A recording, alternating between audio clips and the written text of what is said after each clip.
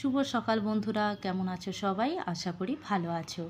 সকাল সকাল উঠেই ঘর ঝেড়ে পরিষ্কার করে নিচ্ছি, আর এই সময় ছেলেকেও দেখো ঠিক উঠে পড়লো। বাবু ওঠা মানেই আমার কাজে দেরি হওয়া। ও আমার হাত থেকে লাঠিটা নিয়ে বাইরে চলে যাচ্ছে, ও নাকি ঘর মুছবে, ভাবা যায়? তা দেখে আবার পাশের বাড়ির বউটা ওকে দেখে হাসাহাসি করছে।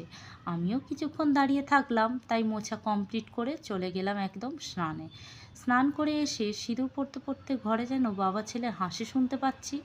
আজ দিনটি ছিল ওর পাপার জন্মদিন, তাই সকাল সকাল উঠে এত কিছু তোড়জোড়।